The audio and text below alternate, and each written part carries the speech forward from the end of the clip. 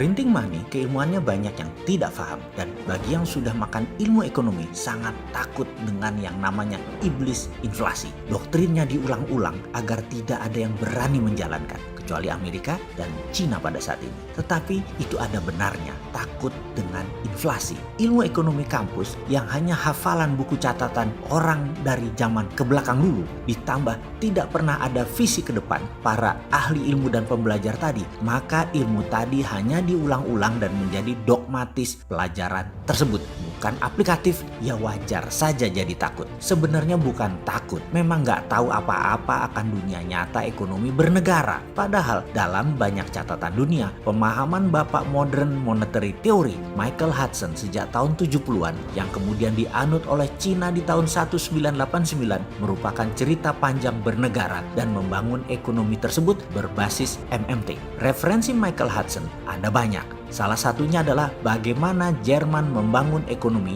hanya kurang dari 15 tahun dari tahun 1919 yang merupakan beban berat Jerman kala itu yang kalah Perang Dunia Pertama, di mana Jerman bukan saja jadi miskin namun harus menanggung beban hutang biaya perang yang dibayarkan kepada negara-negara pemenang Perang Dunia Pertama waktu itu. Jerman membangun industrinya dengan printing money, dan di tahun 1936 Jerman ekspansi. Jerman menjadi negara kuat. Jerman menjadi negara adidaya. Sisanya adalah sejarah. Churchill, pemimpin tertinggi Inggris tahun 40-an, juga FDR, Franklin Delano Roosevelt, memerintahkan JMK, seorang ekonom handal di ujung masa baktinya di bidang ekonomi, untuk menghitung biaya perang agar Amerika dan Inggris menang perang. Berapa biayanya dan apa saja yang harus dibangun. Dunia menyebut ilmu tersebut adalah war cost accounting, dan kemudian printing money dilakukan. Selepas Perang Dunia Kedua,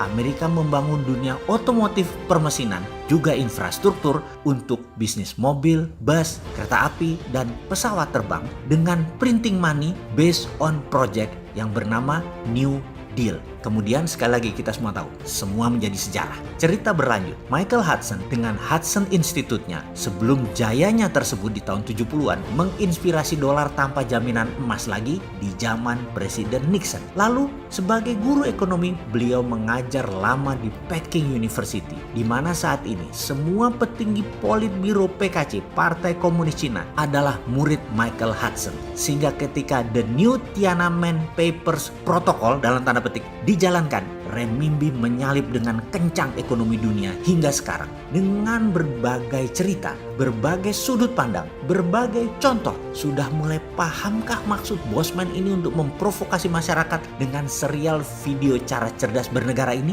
Walau sering para cebonger kebakaran jenggot, karena si Sontoloyo ini sering menyindir kalimat, terutama yang disindir adalah 4L. Tetapi jujur, tidak ada kebencian sedikit pun terhadap bangsa dan negara ini. Hanya saja kita ingin maju dengan cepat, berdaulat, sehingga semua ilmu yang bisa membuat Indonesia berdaulat sampai ratusan episode ini hanya menjadi jejak sejarah bahwa kaum Sontoloyo serius ingin menjadikan Indonesia terdepan, di depan, melewati Cina, melewati Amerika. Kita punya segalanya untuk menjadi terdepan. Capek saya kalau baca berita, hutang lagi, kelihatan banget bukan ahlinya kelola negara. Karena terjadi pengulangan. Mana visinya yang membuat Indonesia memimpin dengan visi out of the box-nya? Sekali lagi, karena kita punya apa yang mereka tidak punya. Karena itu kita bisa menjadi yang terdepan. Hanya mental keberanian dan knowledge saja yang perlu ditambahin. Pasti Indonesia berjaya. Saya nggak sabar nunggu 4 tahun lagi. Karena peristiwa saat ini, risetnya global ekonomi ala corona ini disebabkan oleh corona ini. Ini adalah moment of greatness-nya Indonesia. Harus ambil peluang itu sekarang. Sekaranglah kita bergerak, bukan nanti. Grand plan-nya ada kan? Bosman yang kaleng-kaleng begini sudah ada. Gak percaya? Mau diurai? Kita mulai dari strategi printing money. Saat ini ekonomi Indonesia kanker stadium 3. Kita beri stimulus ekonomi. Jangan asal memberi stimulus. Begini ya caranya. Ada apa di tahun 2024? Kita nggak perlu selebgram yang terkenal, yang mahal, atau selebriti yang mahal. Tenaga surya itu 1 mega 1 hektar. Tapi kita tuh elektrifikasi baru 1000 kilowatt hour per orang. Tahun 2024 itu yang saya sebut political digital political. Digital political. Rahasia gue itu. Dan akan ini terus berdatangan ya. Energi tenaga nuklir tanpa radiasi. Jutaan UKM mulai dilirik dunia dengan digitalisasi.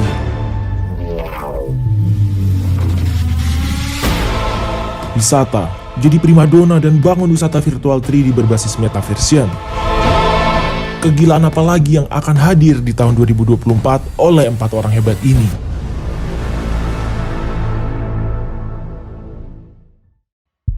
Kita diskusi tentang SWF atau Sovereign Wealth Fund lebih dalam lagi sekarang. Kalau video terdahulu kita membicarakan secara garis besar apa yang Saudi Arabia lakukan, apa yang Norwegia lakukan, dan apa yang Uni Emirat Arab lakukan. Sekarang SWF kita bicara lebih dalam lagi. Memahami dunia SWF, Sovereign Wealth Fund modern, harus berbasis New Economic Model. Tidak bisa dilihat menggunakan Keynesian, tidak bisa menggunakan Neolib ekonomi. Melihat Neolib kapitalisme itu gampang. Kalau ada orang yang mengatakan takut inflasi, apa-apa menggunakan mistar penggaris grafik inflasi, itu mereka adalah berbasis ekonomi Keynesian. Pasti mereka Neolib.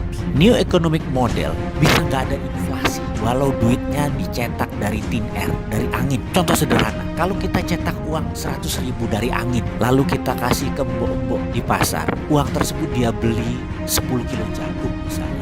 Lalu jagung tadi dia buat perkedel jagung yang dia goreng, lalu dia jual, dia dapat 100 buah perkedel jagung dan dijual masing-masing satuannya adalah Rp2.000. Dengan cara ini ada inflasinya enggak? Inflasi itu kalau duit diam, kalau nabung makan bunga itu inflasi. Kalau beli barang impor konsumtif itu pasti inflasi. Kita kembali ke pelajaran ala Neolibs di chapter yang lain. Sekarang kita ingin negara kita tidak berhutang lagi. Setuju ya? Masih mau coba pemahaman ekonomi Neolibs atau mau menggunakan modern ekonomi teori? Masih belum kapok ya?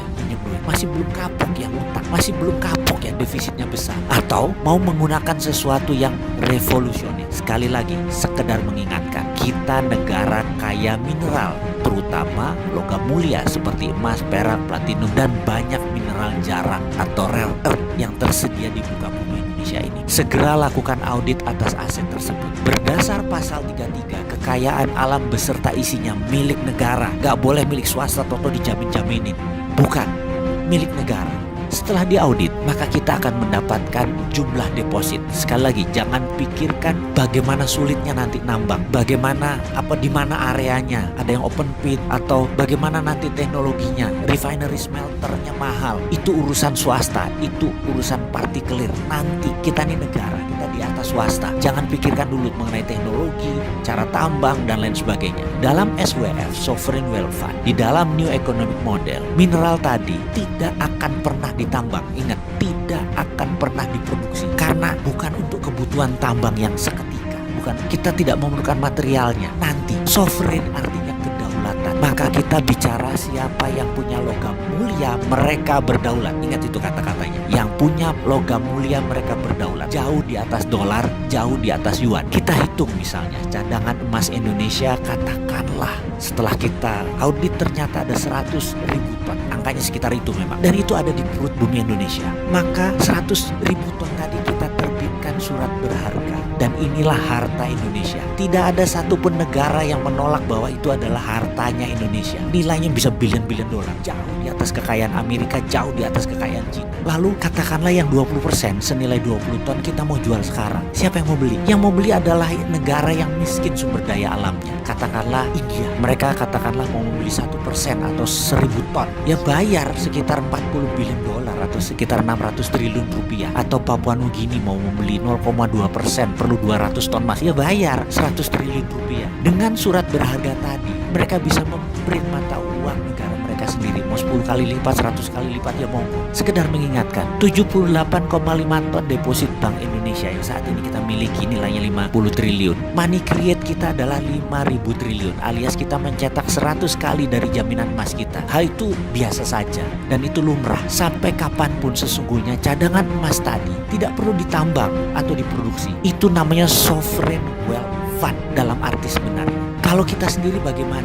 Kita mau nanya, berapa yang mau di-print? Berapa yang mau dipakai? Semua tergantung proyek berlapis 12 minimum. Lapis 12 itu seperti begini sederhananya. Kita punya 30 warteg. Kita mau buat warteg tersebut menjadi 100. Untuk menyuplai warteg tersebut kita perlu supplier ayam, perlu telur, perlu beras, jaringan distribusi, pupuk. Semuanya ikut dibangun. Sampai sawah, padi, pupuk, semua tanaman pestisida, pabrik drone untuk nyiram pupuk cair tadi. Semua dibangun sekaligus berlapis 12 tadi. Jadi jalan tol yang saat ini dibangun harus 100% produk lokal. Kendaraan yang isi pun TKDN-nya, lokal kontennya harus di atas 80%. Kalau perlu pakai baterai listrik yang 100% buatan Indonesia, sehingga tidak impor BBM. Dan kendaraan itu pun mendistribusikan hasil pangan, pupuk yang semua buatan Indonesia. Kalau bangun jalan tol, besinya impor, isinya kendaraan asing bukan buatan Indonesia, pakai bensinnya impor, isinya pupuk impor, bangunnya pakai ngutang. Lah bingung kita ngurus kalau kayak gini nanti.